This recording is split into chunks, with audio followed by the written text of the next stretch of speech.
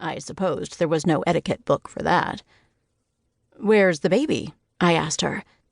Cherri looked surprised. "Sunshine? Oh, she's back in New York with our nanny." I wondered if the nanny was younger and better looking than Cherri. Maybe the nanny would be my ex-husband's new conquest.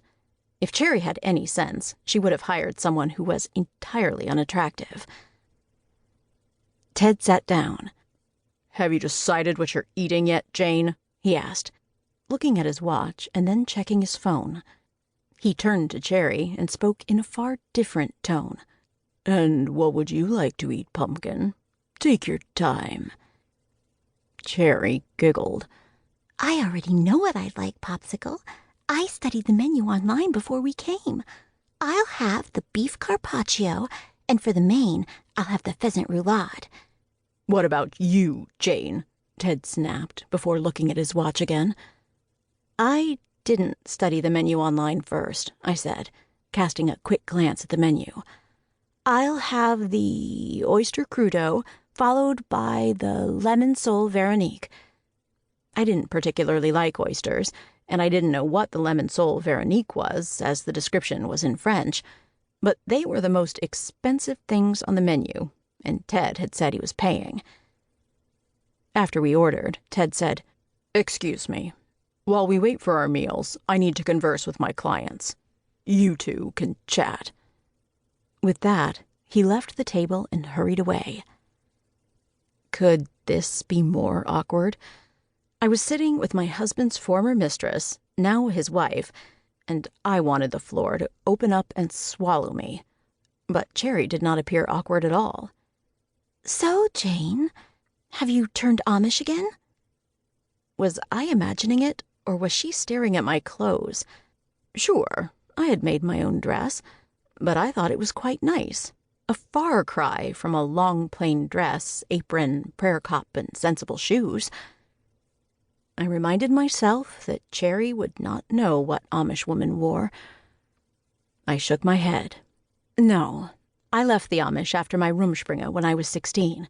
My twin sister and her family are Amish. Cherri did not respond, but posed another question. "Have you lived in Lancaster for long?" "Since Ted and I separated," I said, wondering if it would embarrass her. "Why are you both here in town?"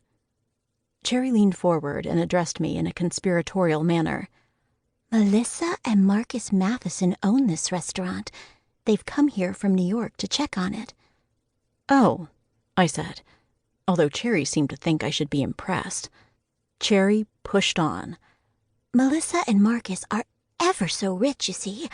They're rolling in it, if you get what I mean." She broke off and giggled. "Ted has known them for many years. Surely you know the Mathesons." I had to admit that I didn't. Cherri was obviously surprised at my ignorance. "Why, Jane, darling, they're ever so rich," she said yet again. "They have a restaurant in New York as well. They've sent their top chef, Brendan Bulls, here a while ago to get the restaurant going. Have you heard of him?" I said I hadn't heard of him either. Cherri's hand flew to her throat. "Oh, he's so good. He trained in France, and this is a French restaurant." She gestured around the room expansively. At that moment, Ted appeared at the table. "Melissa and Marcus insist upon joining us with their business partners," he said in a disapproving tone. He adjusted his tie with his right hand, and his cheeks puffed up. I could see he was embarrassed by my presence, but I really didn't care. "They'll be joining us soon, Jane, so I'll need you to sign these papers now." "What papers are they?" I asked him. "Nothing you'd understand," he said in a derogatory tone. "It's about the family trust." He handed me a bunch of papers.